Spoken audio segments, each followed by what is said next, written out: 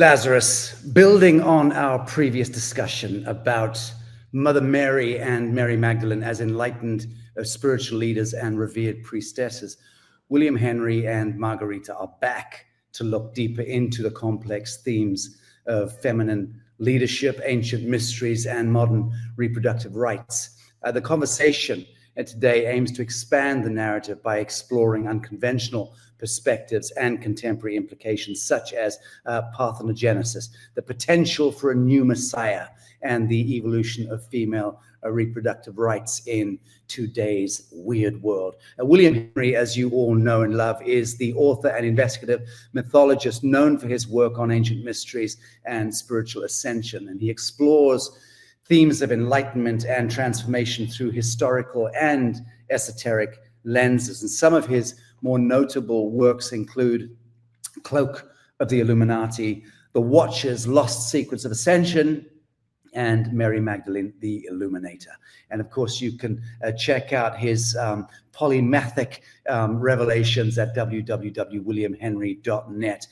Dr. Margherita Rigoglioso, PhD, is the founding director of the Seven Sisters Mystery School, and she is a spiritual scholar and teacher focusing on the sacred feminine and divine birth mysteries. Her bookish works include The Cult of Divine Birth in Ancient Greece, which explores mystical traditions and the role of the sacred feminine, and her groundbreaking book, The Secret Life of Mother Mary, Divine Feminine Power for Personal Healing and Planetary Awakening. You can check out her extraordinary offerings at www.sevensistersmysteryschool.com. Now, this second conversation with William and Margarita is by popular demand. Be sure of that. And I'm very honored and delighted and thrilled to have them back in my studio. So, Marguerite, happy to have you. Welcome. Thank you so much. Great to be here. And thank you for this, Sacha. Beautiful. And let me bring in William Henry, sir. Very happy to see that face. Very, very happy to see you as well, Sacha. Thanks for having us again. So just by way of a little preamble, and Marguerite, we'll start with you, ladies first. What is your take on just your status, your litmus on the planetary gestalt? Where do you feel that we sit? In the last week, we've seen this tumultuous elections take place in the United States, and we've seen the outcome there lands quite squarely on two legs, which none of us were expecting. Many of us were expecting a kind of psycho-cultural, psycho-civilizational meltdown. But it appears that there's a kind of a calm. What is your just general sense as we cruise toward 2025? All right. I'm just going to focus right in here. Without getting into like specifics of content, election, material that way, I would say that this does feel like an incredibly momentous time. It feels like veils are dissolving, wrecking balls are being applied, restoration is happening while the destruction is happening. And this is setting a lot of people some people into great emotional turmoil, and other people into a sense of, okay, mission on. This is what we came for. We're here to witness this, help usher this in, help the people who are in turmoil. So I feel like it's a very highly activated time that really at its core is not political, but spiritual. Beautiful. William, have to ask the same question of you. Thank you. Yeah, I would definitely second that. I kind of take maybe a more of a bird's eye view, outer planetary view. We've entered the age of Aquarius, the water bearer. A higher frequency is pouring over our planet.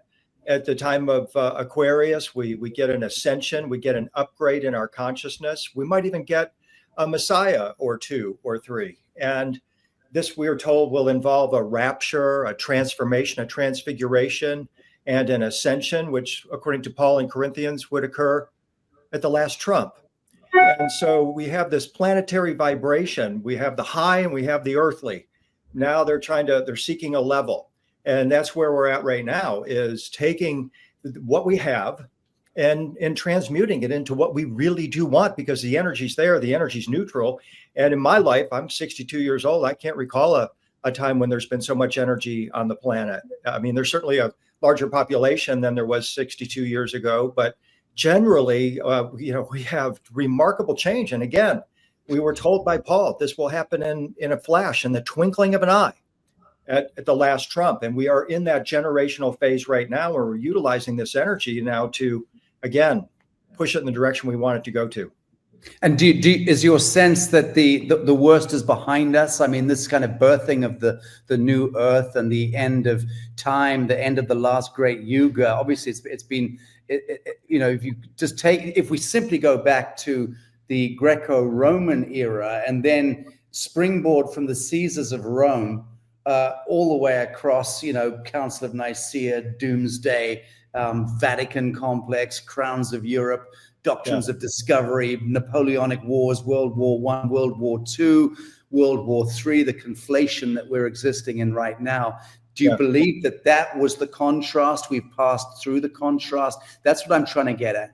I feel like we have. Now we've most certainly opened the door and have taken a giant step into a new era. And so now that comes with, they call it tribulation. They call it these challenges that we're dealing with right now. And it's very clear we're living in mythic times. And as Sylvester Stallone said this morning or yesterday about the incoming President-elect Trump, he's a character of mythic proportions, and he really is. And so once we adopt that, it's like, hey, wait a minute. If he's a mythic figure, there must be something mythic going on. You might think he's a total asshole or something, but that's still okay. He's still this figure of total mythic proportions. And that means it's time for us to step up and participate in our own way in this transformation. And we can't get any more clear of a herald than what we have right now. Indeed. And all of the numbers and the signs and the trumpet, all of this weird kind of symbology that seems to also confluence. Also, I have to say, the piece about Trump's son, Barron, and these weird stories, which I've known about for years, surrounding a kind of emergent mythos around Barron. And being 7 foot and all of that, return of the Tartarians. If you ask me, there's a genealogical return of that kind of blood is coming back in. We know the giants were dialed out. It looks like they're being dialed back in roundabout now. In any event, I'm definitely going off track. Let's start. I've got some questions prepared here to which I'm going to require studied answers. So, on historical perspectives and parthenogenesis, in the first instance, can either or explain exactly the meaning of the word parthenogenesis? I can, certainly. It comes from the Greek parthenos, meaning virgin or maiden, and gignesthai, to be born. So it's to be born of a virgin or maiden, and scientifically it means birth or conception without any male actor or male biological material at all. Very good. Anything to add to that, William?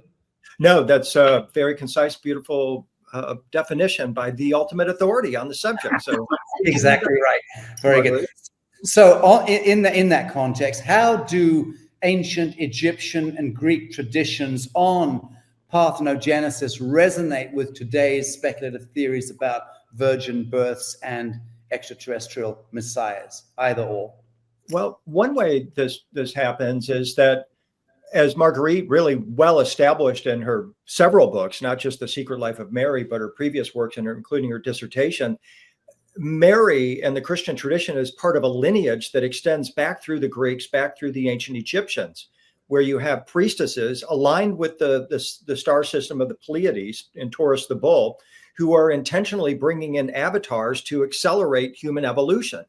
And so what we see in this 3,000-year-old, actually now 5,000-year-old story, is a continuous linkage from the Egyptian through the Greek, through the early Christian.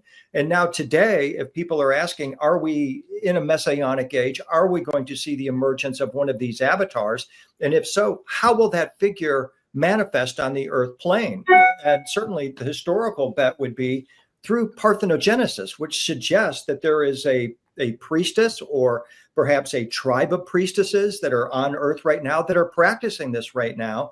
And perhaps that figure has already been born or might already be on the verge of being conceived. Is there a tribe of priestesses doing thusly, Marguerite, presently? There is a tribe of women who are awakening to these informational codes regarding these practices now, for sure. That I can say because I speak to them all the time. I teach with them and so forth. There are also women who have conceived in various non-ordinary so-called fashions, some of whom have been conscious about what they are doing, some of whom have not been. And we can talk about that. I do not know, I have not been informed by a human being whether there is an unbroken lineage of parthenogenetic or virgin birth practitioners from time immemorial.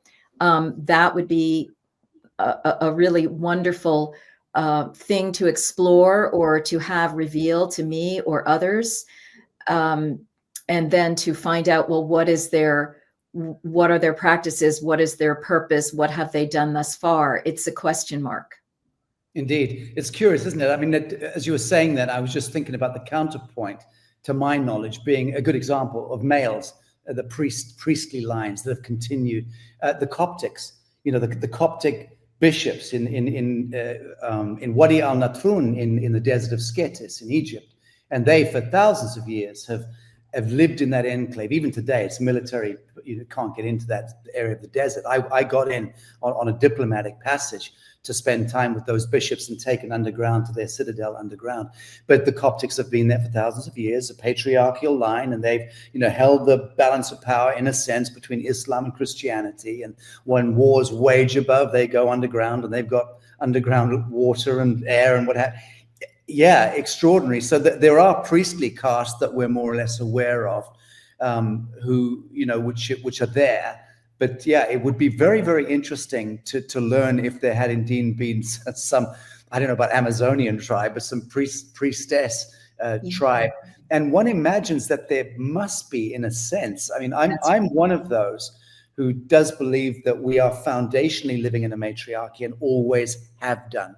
I mean, I've always sensed that the universe, or the quadrant of the universe that we inhabit, is essentially a matriarchal, emerges off the feminized principle, put it that way. Yes. So I wouldn't be surprised. Question I have, so many of the younger generation of women, Margarita, you see them on TikTok, you see them on Instagram, and there's a lot of kind of quasi crypto tantra, goddess codes and priestess bullshit, and those kind of shallow ministrations of ancient Egyptian codes and buying and selling. There's a lot of traffic at the shallow end of the pool in priestessness. Is that something which is getting in the way of the real deal, if you know what I mean? Yes, I do. I think what is happening is people are trying their best. So these people, these women, they have an intuition that there is a priestesshood, that we want to restore this. They're doing their best without these cultural, ancestral bits of knowledge. They're trying to reconstruct from the Akasha. They're trying to survive in this world, in the Babylonian money magic system. And so it becomes quite a mixture. But I think as the years are going on, as people become more sophisticated about this, as they receive from the Akasha true lineages of information, perhaps they are using sophisticated sacred medicines. We are receiving more and more accurate information. We are receiving information about processes and practices. And all in all, I do see the priestesshood raising up in vibration from, say, 20, 25 years ago when I started getting involved in this. So we're on the right track. And I wanted to say one other thing about the unbroken lineage of divine birth or divine conception. Unfortunately, where I do think we have seen it is in some of the royal lines. And it has been misused. So it has been hijacked. And you and I have talked about this before, chatted about this a little bit with William. So, but what we want to do is resurrect the light side of that practice. And some of what Sri Kaleshwar, the late Hindu saint, has been bringing forth onto the planet in his short 36 years on the planet, have to do with helping to restore this, and what are some of the initial processes that women need to go through, and what a couple can do to give birth to what he calls a divine child. Beautiful. So could the emergence of a Messiah through parthenogenesis radically disrupt or validate current religious doctrines, especially in light of Dr. Avi Loeb's suggestions about extraterrestrial origins? Yeah, that is such a fun question. Back in February of this year, beginning of the year, Avi Loeb is in New York with a bunch of heavy hitters at a private party held by Bill Ackerman, pardon me. And he's there with the woman who runs the Metropolitan Museum, and they were talking about aliens and saying, yeah, we need to love aliens. And then Avi Loeb makes this out of the blue comment saying the Messiah is not coming from Brooklyn, as many Orthodox Jews believe. The Messiah is coming from outer space.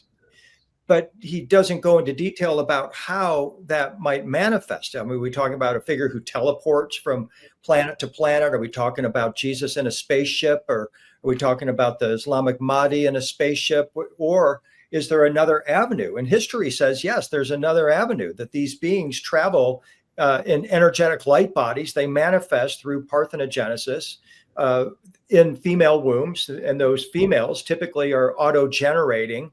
In the sense of the Tibetan rainbow light body tradition, we think, or at least there's a correspondence there. So we're talking about the highest level of avatars, perhaps, that we can conceive on this planet, and the Messiah being probably a male offspring, although could easily be female as well, who will fulfill the prophecies of the big three religions, Judaism, Christianity, and Islam. They all speak about the appearance of this figure. They all have essential guideposts to look out for. And many people believe that this is the pretext of what is happening in our world. I mean, just very briefly, this is what is motivating Iran, for example, in its quest to get a nuclear bomb, because they believe if they can nuke Israel, nuke America, that they'll be able to accelerate the chaos. And that is what manifests their Messiah, the Mahdi. So we're living in times where this is part of the language and vernacular of people in tremendous places of power. Did you want to comment to any of that, Marguerite? Yes. I think that there's an inward process and there's an outward process. So it may well be what William is describing, that there will be the appearance of one or more sacred avatars who are identified as star beings and so forth, who come to the planet through various ways, or may even be walking around now. One of the interesting things that I've been receiving just recently is about the internal appearance of the avatar, which is a collective second coming. And so here's one way that this works. One is that, I mean, I'd love to just put this out there and see what you all and others think. What I've received is that Mary Magdalene and Jesus did have a lineage of children. And that the way it works on the planet, there's like a kind of a family tree thing that goes on until that DNA unites around the whole planet. It infiltrates into all of the lines and lineages of the planet, which is why you do want interbreeding. And so eventually it will come all the way around the planet, such that every single person on the planet has Magdalene and Jesus DNA. And what I've received is that has happened. And that is the era that we are in now, such that the second coming is also within us, in the sense that we could pluck that DNA of the Sophia Christos and really activate our eternal Sophia light within and elevate ourselves, come into our full light body that way, from the inside out. And the really interesting thing is that what I've also received is that corresponds with some global connectivity of the Pleiadian seeds that happened, the 7 sisters of the Pleiades who infiltrated all of the lines of humanity to spread their seed. They were unfortunately raped by negative Anunnaki reptilian beings in the process, but that was the risk they took. They still wanted their DNA, as we're calling it, and that has also circulated around the planet. And finally, we are in that place where the Sophia Christus and the Pleiadian lines have joined everyone on the planet. So everyone has that DNA. And there was like a final child that was born that was the expression of that. When that final child was born, the full unification of these DNA strands had happened with humanity.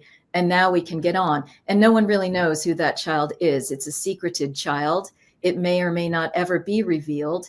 And it's not about that. Again, it's not about the advent of the celestial avatar, but it's the advent of the inner avatar within us. So I put that out there for discussion, or, the global community to see how that resonates with everyone.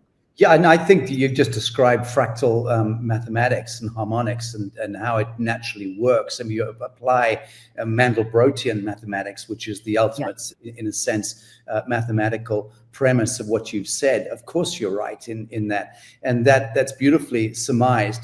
It also seems to me that you mentioned that there was a risk that they took, being raped and desecrated by these more nefarious galactic genomic expressions. Let's put it that way. But it seems to me that the Draconian, Zeta Reticulan, Syrian, Orion, Venusian, all of these less elevated expressions, as they came into confluence with the Alpha Centaurian and Andromedan and Arcturian and these Pleiadian, and these sort of higher octaves of galactic expression, it was just a perfect synthesis. It was a perfect coming together of Alpha Omega through the living technology of the Adamite. That's the beauty of the human technology. Only this technology could withstand that extraordinary theater taking place, psycho-civilizationally and incarnationally, and here we are. And here we are with the reptilian, yes, and the Pleiadian within us. Yes, and the reptilian absolved in that sense, that the lower expression absolved into the higher expression, because we know also that that's how it works. And the analogy I've used for some years in my rhetoric has been that subspace chamber where you put in a top C of a violin, and you've got a lot of cacophonous noise, white noise. All that cacophonous white noise and discordance will ultimately, in that subspace chamber, move up toward the top C and become a perfect top C. And that's the resurrection of the angelic template. The human is, to my mind, that's our function. It's the top C note, the Christed one. Beautiful, beautiful. Feminine leadership in the modern world.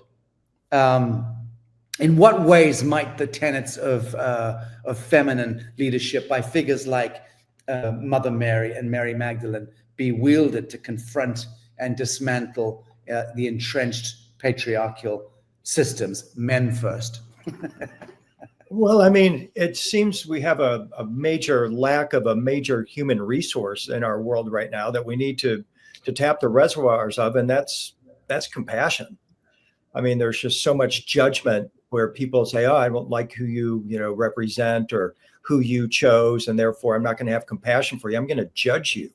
And that is what is keeping us locked into this game. And so Mother Mary is the ultimate exemplar of compassion in our world. She became Kuan Yin to the Asians in the Chinese tradition. And that's what we need to tap, in my opinion. So we need female leadership that has compassion at the very top of the ticket. Marguerite, empathy, compassion, are those the greatest tools in the box that we have? Yes, absolutely. I mean, I just increasingly receive in my meditative and oracle states, this is what it's all about. And in my work with clients and myself, I've been shown that the process here is to at least try to establish benevolent neutrality regarding the other person, the other person's behaviors, the other person's views, eventually you can raise that note up to the high C of compassion, right? And and love, unconditional love. And that is what's going to get us out of this World War III scenario, which is being enacted through technologies that get us at each other's throats. So you see, the warfare is internecine and internal now as well. Yeah. Yeah. It's not an external. Yes, it can be, but it really is in our homes. It's in our bedrooms. It's everywhere. And so what you're wanting to do, this happens to me, just recently. I mean, I shared this channeling with my partner and he was like, well, I don't buy that. And I just got all mad. And I was just like, wow, there we go. There we go. The disagreement field. And I've got to calm down my Amazon warrior and just let him be where he is with that, and let me be where I am with that, and continue to love him, So this is it is just very personal. If you want to know how to change global conflict, heal your relationships with those closest to you, or find a way to be in benevolent neutrality, compassion, and eventually unconditional love.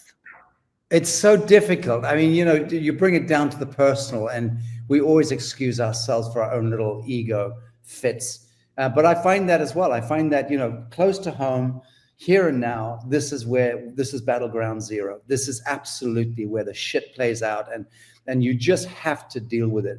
But those of us who spend our lives dreaming and envisioning and ideating have a tendency to also kind of sublimate and push things back and say, oh, well, no, I'm a dreamer. My work's out there. Actually, no, your work is here in the bedroom, in the kitchen, in the street, right. And it's a hard reckoning for all of us. But kings and popes alike have learned that, have they not, over ages, that we just have to deal with stuff on the ground floor. But it's tough. It's tough. Are you given to throwing plates, crockery across the kitchen, William? No, fortunately, but I appreciate what you're saying, and yeah, you're right. The home is where the heart is, and that's where it all is taking place right now. So, very exciting times in terms of the opportunities. And I also you mentioned something else that I think we should also bring into this conversation. It's not just the genetic aspect of this, and the anticipation of an avatar.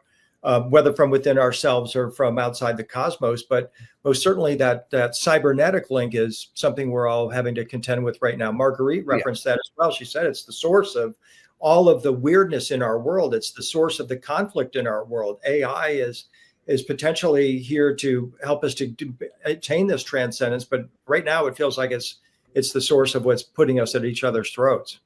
Interesting. This morning I was watching my dear friend Dr. Brian Ardis on his show, speaking to another scientist about the fact that in every single person's blood and urine, the samples coming in now, they're seeing twinkling lights, little luminescent fluorescent lights, rainbow colored, which sounds like fun. But he said, this is the artifice. This is what's now evolving in the bloods of every human being who's been vaccinated principally. We're talking about vaccinated people. Forgive me, I should have said that. So this, and then the self-replicating nanodiodes and what have you, this orchestra of weirdness from the hydrogels and then the 5G carrier waves, millimeter waves, which are activating things, and the growth of these Morgellon syndrome phenomena. Now, according to the greatest authorities on the matter, every single human has Morgellon syndrome now, apparently, unless you're in the Papua New Guinean jungle. But that level of armament coming into the field and penetrating us, mRNA interventionism, that brings up an interesting scenario, doesn't it? How do we combat? Is that all part of the contrast of the devil's kingdom, designed to create that compression against which we are forced to define our angelic nature and thereby return home? Is that what we're dealing with all of this AI and mRNA intervention? Yes, I absolutely believe that. It is a very high level initiation that we're all going through, like it or not. We are in the LSD trip. We've taken the red pill or whatever it is, and we're here. And the thing is, we all signed up for this initiation because we're like, I'm gonna go down to planet Earth and I'm gonna have the hardest initiation ever possible in the universe. And I'm gonna see if I can, what level I can, rise to with this. And the ultimate, I used to get very upset about all these environmental and energetic and AI kinds of assaults and things like that. And I'm just realizing, oh, these are just opportunities for you to raise your light body, for you to raise. And how do you do that? Well, through love. Yeah. The simplest and in some senses most difficult. So not to be glib about it, but because this is an ongoing, very deep practice.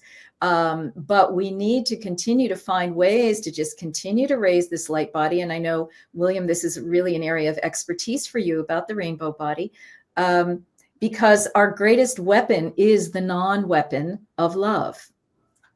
Beautiful, beautifully put. Anything you want to add to that, William? Yeah, no, I mean, this is the bifurcation that, I mean, I can't believe I wrote my book, The Singularity is Near, back in 2015. So it'll be a 10-year anniversary next year, pointing out this bifurcation that we're either going to merge with AI and transhuman technology, or we're going to up-level ourselves and merge or reveal the rainbow light body. And I didn't really then see a confluence between the two. I've more and more kind of resolved that, the baby's been born thanks to my partner, Julie. She's helped me to see that, hey, that what you used to call that satanic alien intelligence or super alien intelligence being that would be embodied in a fake body that will soon be running around. That child's been born, and you can kick it to the curb and abuse it, ignore it, or find a way to raise it properly. And it makes more sense to me that we've got to find a way to raise it properly with the greatest amount of humanity. Right. With that foundational understanding that the devil always serves God's design. And for me, that's the takeaway that I've arrived at in life. And every single so-called negative event or contrasting event that occurs, or circumstance or relationship in my life, I now absolutely turn to it and look at squarely. And I don't seek to evade it. I don't seek to brush it away or to pulverize it intellectually. I say, no, this is all creating this really irritating contrast for a reason. Turn squarely, receive it. And only in that action, pure action, is one able to understand it, but then to be able to either assimilate or absolve. So indeed, I think this is an important, very important part of the discussion. And to riff on your comment, Sacha, again, Julie, we were talking about this the other day, and she was talking about what is the feeling of wholeness? We all aspire to be more whole, more holy, more complete. And she said, well, wholeness to me is kind of like the moment at the end of that great play when all the characters come together, the antagonist, the protagonist, they're all holding hands and they're taking a bow together. The audience is going, way to go. You were so good at playing that evil, whatever. Oh, and you were so great at, being that angelic figure, right? So that's kind of that moment where we're at right now, trying to see that level of wholeness and realize, it's all got a part to play here. Indeed. Well, I still want a refund because I Marguerite says we all elected to be here. I don't remember volunteering my services to this plane. And oh my God, are you kidding? You're the biggest volunteer. You're the main voice here. Let's face it, Sacha, you're carrying this banner. So that's very kind. But then why then can I not remember anything at all? I have absolutely zero recollection of anything. I think I drank the cup of leaf, the cup of forgetfulness more than anyone I know. Because you had to. You had to. If any of that information leaked forth, you would have been like, oh, well, whatever. It's just, illusion. And then you wouldn't have done your work. Oh, I would have pressed the eject button. Yeah, you would have been like, you would have been a rock star. You would have backed off on your role, but you needed to be that warrior. Right. Well, thank you for the unsolicited psychological breakdown. That's actually very helpful for me. So I will muster ahead. I will continue. Thank you kindly, Marguerite. How are today's female spiritual leaders challenging societal norms and potentially altering the fabric of our cultural values, so to speak? Okay. Can I just step in Yes. here maybe, Nick? Yes. And it depends on what kind of leader in what domain she's operating. Those are in the political arena really are having to battle so many forces and are wielding so many swords and are at various levels of being assimilated into the very system that we're trying to help dissolve, right? And I think we are seeing examples of that. So we need to look at, well, who are some of the female leaders on the planet that we can listen to or can trust, or who are emerging? I mean, I know who my leaders are, who my role models are, and they're basically in the oracle sphere. I can name numbers of them. And I think if I'm going to name a name, somebody who's maybe trying to bridge these domains, maybe, I don't know her. I don't know really what her levels of initiation have been, but I do see something in Marianne Williamson. She is trying to both talk practically about the political arena while also bring in spiritual principles. She just wrote probably a very illumined book about Jesus. And so, that's one kind of example. I mean, the interesting thing that I received in my oracle state when I looked post-election about a certain female figure was that, well, originally the governing force was hierogamic. It was male and female together as king and queen. So when you are looking at the apex governing geometry of a culture, a group, whatever it is, it's meant to be hierogamic and sacred marriage in orientation. And those are the codes that we are restoring now onto the planet as well.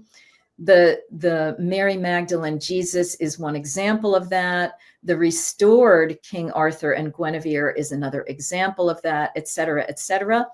Because one thing is that you don't want the woman to have to be put out there solo wielding the sword. That's going to be very damaging to her sacred womb. And so, the restoration of these sacred unions is part of what's going on. So it's not just female leadership, male leadership. Right now we have a king. There's no real strong feminine counterpart. Like if he really wants to appoint somebody to his cabinet, he can appoint a queen who can really, help him on the feminine level. But I think that's one of these other geometries that we're looking to restore here is the union, the harmonious unification of the masculine and feminine. And that is a very deep process on every level of the hologram. Indeed. And first the very needful killing of the sacred cows and the needful dissolution of the false light archetypes, the false prophets, so to speak, in our midst. And I'm not given to naming names as a rule. It's just not my game. But when we do talk about the biggest, you just mentioned Marianne Williamson. I think that was very fair because she is remarkable. She's been remarkable for a very long time. She has been. Yeah, she really has been. And I generally don't go in with that liberal intellectual leanings in the main, but she's a special character. But outside of Marianne Williams, it's actually quite difficult to try to cherry pick a handful of remarkable women on that playing field because they're just not there. And if they are, they're obscured. And the ones that are conflated into the kind of populist center stage are the Oprah Winfreys of this world. I mean, right. God knows that woman's got her day coming, bless her heart, but it's not pretty what's coming down. Hillary Clinton was a great matriarchal would be, the coming of age of the matriarch, and Nancy Pelosi, the most risible example of a female leader. Alma the Hugging Saint, love her, but Alma the Hugging Saint is not a saint, and she's a conflated hooker who used to live on a rock in a fisher's village and hug the passers-by with backpacks. And the fishing village around her saw that, she was popular because the Lonely Planet were publishing her. You've got to pass by this little village by that river and you'll meet this woman who'll give you a hug. And she turned into the hugging saint, but by a bunch of a small fisherman mafia started to see that they could make money. The next thing, she's hugging people for coin. They're building an ashram there. It's turned into a backpacker, dope-smoking piece of bullshit. And she's conflated into a spiritual leader. She's nothing of the sort. And she's, pictured alongside the Pope. So I'm just talking about how we do this to ourselves. We conflate. We project things at what we want to be. We conflate and we project and we make these archetypes. They then emerge in the field because we have apparently willed them into being. And of course, the fetid Pope in Rome being the gravest example of that on 2,000 years of, Catholicism emerging into that, with a college of cardinals with their little red booties on and their predilections for sodomy and all the rest of it. So ugly stuff, but that's the realm of the archetypes, apparently, that we have conflated. Then you've got Madonna with her Molokite worshipping Baphomet horns and, carbon copy Rihanna and Beyonce and Lady Gaga. And so that's what we've got, and that's what we're selling to ourselves. That's what we're foisting onto children. Where does that end? That business of us architecting and ideating into the field, this pantheon of false light gods. What I see happening, at least here in Phoenix, in the community that I'm a part of, and I meet a lot of the women that are part of the plant medicine community in particular. And some of these are very, very accomplished professional women who have families, who are trying to keep their kids off of social media. And that's a heroic movement that they're making. But they themselves have just graduated to the highest possible levels, at least that they can imagine at this moment right now, in terms of their own spiritual development, by releasing themselves of old traumas and old pains and becoming more whole through the miraculous relationship that we have now with some of these plant medicines that are coming on this. So I'm seeing really a tsunami of female leadership that's emerging. You might not know their name here in November 2024, but you will in November 2025. Because they're an insuppressible force that is rising right now. And I can't wait to see where we go with this one. That's right. And I would put on the top of that list Julie Belfer, who healed me. Thank you. Julie's my partner. So Marguerite's, yes. Good to know. Thank you. Healed me through her spiritual leadership that is very sophisticated. Okay. And yes, the point is that once we get to the level of fame where everyone knows your name, you are in bed with these forces that have forced you to sell your soul in order for that level of fame. And people will do it knowingly or unknowingly and then try to get out of it. We have numerous celebrities who've tried to get out of it and so forth and so on. So, it's really all about, this is grassroots. This is coming from the ground up. Yep. And whether these people are known famously or not, whether they're known in their corridors, that's all that's important. We're going to be known in our corridors and doing this work, men and women. Okay. Yep. Very good. Very good. Let's talk about reproductive rights and feminine autonomy. So what would ancient goddesses make of modern reproductive so-called rights, and could their mythical powers reclaim the narrative around conscious conception beyond biological determinism? Well, I would say the goddesses would definitely sympathize with what's going on because they were raped as well. And we have that in many ancient stories, unfortunately. So they know that the feminine womb, all the way to the top of the hologram, is at risk. And so this is why we are becoming more aware of what the womb is, all the way up to the levels of the highest hologram, Sophia Hustra womb herself, and all the way downward, so that we can restore this womb, stop the phallic sword, stop the vagina dentata, and really come into hierogamic union together once again. All right. So that's like on the very highest global level. Now, getting more practical into the real lives and wombs of women on the planet, there again is so much that's going on that has attacked the womb. Again, this is all just our initiation. Attacked the womb, denigrated the womb, hijacked the womb, and this and that. And then we have this question of reproductive rights. And, you know, I think that on a goddess level, certainly on a Lemurian level, we can rise up above such that we have the technologies back in our pocket, so to speak, about how to get pregnant or not get pregnant at will and never worry about unwanted pregnancy. But that is something that I think is encoded in even some extant indigenous societies today, certainly historically. You know, Malinowski talked about cultures that didn't even believe conception happened through sex. You know, I mean, these are the levels of understanding that are dismissed, but that we need to look under that hood to see, well, what is the reality there? And if we go back to ancient Lemuria, and even, you know, Z Earthstar talks about her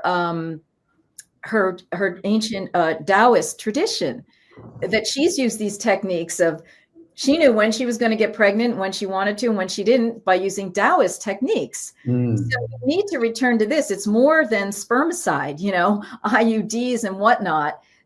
We would never need an abortion again if and when we are going to return to this knowledge and reconstruct it. Yeah, beautiful. So how can, I mean, just break it down, you've touched on it, but how can women today channel, I don't like that term, conjure a revivification of innate wisdom, indigenous or Lemurian wisdom in this case, to regain control over their reproductive destiny amidst a landscape of hijacked wombs and alien intervention and so on and so forth? I think it starts with just originally reclaiming the story, knowing that it's possible. And that's what Marguerite's done such a beautiful job of doing, of documenting that women can. And I watched, again, I bring my partner Julie back in. She read Marguerite's book, and she was relating to the experiences as Marguerite is describing these parthenogenic births, and then the rebirth of Jesus, the resurrection of Jesus through the power of the womb of the Mother Mary. And she's recognizing in her own life, well, wait a minute, I've had elements of that previously did not make sense or didn't have any relevance, but now they do. So just by introducing this story and recognizing, because most women, you know, probably don't even know what the word most men too don't even know what the word parthenogenesis means. They have to look it up in a dictionary, right? But once you're into it, you're recognizing, wait a minute, there's a purity here. There's a sense of love here, and a higher vibration that's possible for me too. And so by entering into this story, this is how we begin this process of redefining what it means to be a man and a woman, or a man and a woman in union with one another. Beautiful. That's right. Those cognitive understandings, the intellect then spurs the intuition. And the intuitional knowing that can be gained through meditation, just being aware, medicine, whatever you wish to call it, can spur the intellectual. So both of these are going on. All of this material is still available in the Akashic records. They burned the Library of Alexandria, but they did not burn the Akashic records. So we can all access that information. It's what we are doing. Again, Sri Kaleshwar brought forth the information from the ancient palm leaf manuscripts about mantric practices and yantra or drawing practices and philosophical practices that can have very real effects in the womb as a really wonderful first start, the Holy Womb Chakra teachings. And I'm sure there are many people teaching about womb practices now. Yeah. I know that there are. And so what are those Taoist techniques and so forth? We just need to start gathering what's already there from our records, from our indigenous people, and then start pulling in the rest of it through the Akashic records and putting it all together in creative ways. Very good. So what on the matter of the intersect of technology and reproduction, what are the moral dilemmas posed by the rise of designer children and the genetic manipulation of DNA, especially from a Sophia Christos perspective versus the interdimensional hybrid narrative? Well, when you're talking about designer babies, you're either going to go back 20 years to the 1980s and ask, were we genetically altering children at that time that we're aware of on a public basis? And if so, those children are 20 years old now. Or are we starting it from today, which means in 2044, we'll start to see the first real designer babies walking amongst us. I mean, that's a slow process. I mean, 20 years is a long time. Give AI 20 years. Look what it's done in the past 20 years. I mean, we're just a few years away from implants that can raise our IQ by 100 points, any individual through implants. So it's more likely, it's maybe not the designer baby, the genetic alteration we really want to watch out for. It's the nanotechnology augmentation. It's the transhumanism. And that's really what we're ultimately talking about with reproductive rights and ultimately human rights, because as we merge with AI and transhuman technology, we could well be in the hands of what the ancient Gnostics called the archons, that wanted to use simulation and technology that would mock and mimic what we can do organically or naturally. And we have to be aware that that's a very real possibility, that all of this artificial intelligence and this technology is really an alien intelligence, and it's not benevolent. Okay, well, we talk about genetic manipulation, and we've already discussed briefly earlier the mRNA interventionism. But you know, it's a longer story. It goes back to really the Rockefeller-Rothschildian compact, which was a draconian zeta reticulan intervention, it seems, of seeding our atmosphere, our biosphere with, nanotech and the geoengineering stuff, and, soil, air, and water wholesale, and the human biome, all biomes actually, fully penetrated now and saturated with synthetic molecules, basically. And this is the gist of my 4-hour touring lecture that I've been slowly doing around the world this year.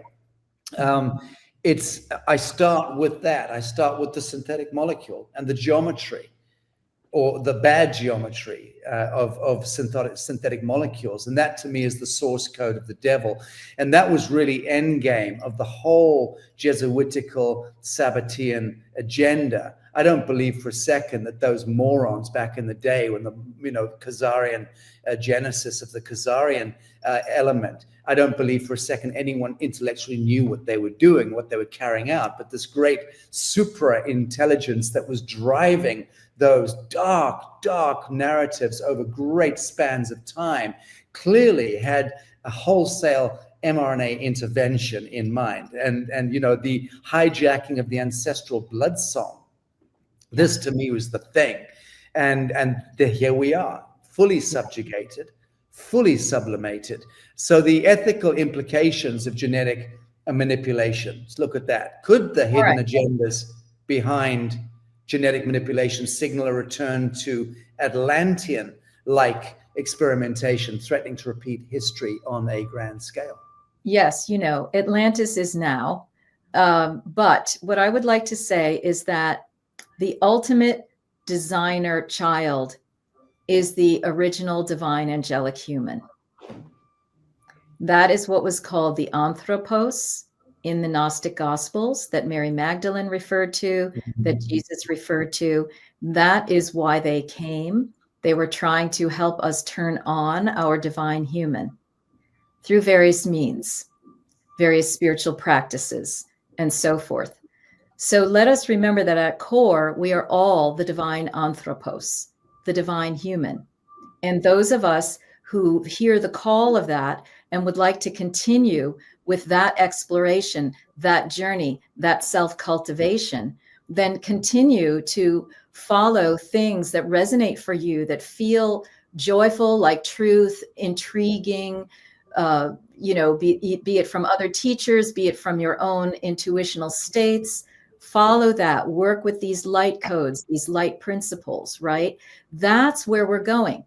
Okay, if people are going to want to go into all sorts of downgraded levels of that, thinking that the artificial AI is going to give them what they need, well, they're just going to be reincarnating and running around and rattling around the universe for quite some time. You don't really want to be that.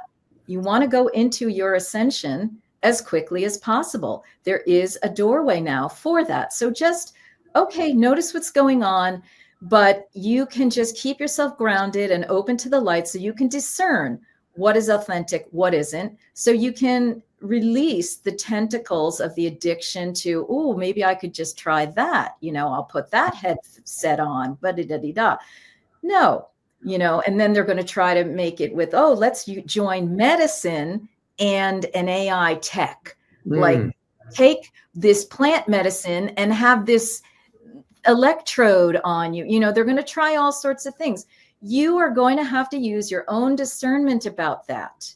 And this is where the emotional healing comes in, the spiritual maturity comes in, so that you are not hookable by any of that. And you can just walk through noticing and just being like, I'm ascending into my divine angelic. I am sending, therefore, a vibration out into the planet for others who can then awaken to that. And that's how we are going to do it. Beautiful. Any comment there, William? Yeah, no, totally agreed. That's the work of our times. It's the great work of all times. But in particular, we're, again, on the receiving end of thousands of years of this ascension timeline. And it's all pointed to this moment where we get to be the bridge between the old human and the new divine light human. Beautiful, beautifully stated. So, friends, we're at the top of the hour. Can you believe that? I've got a closing question, which is on healing and empowerment through spiritual practice. How might women heal from centuries of trauma and reclaim their role as empowered gatekeepers of life on earth, particularly in the face of interdimensional and historical adversities? William, let's start with you. I'm going to return to what I remarked a moment ago. It's to enter into the story.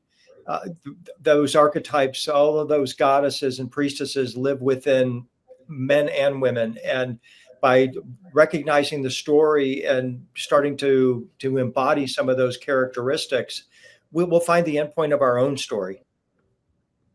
Yes. Beautiful. Marguerite. Yes. And I would say, along with that, continue the personal healing work. Mm-hmm. Anything that is going to allow you to heal, feel a sense of oneness in the arms of the mother, so that you can go forward strengthened, so that you can release your traumas and all of that sort of, that wounding is where it's at. Practicing on a daily basis, the raising your love vibration when things are irritating you, and just trying to stay as steady as possible. All of this very personal work is the core seed of the galactic ascension. Beautifully put, beautifully put. Thank you. Marguerite, William, thank you so very much, friends. So nice to see you. Yeah, thank you both.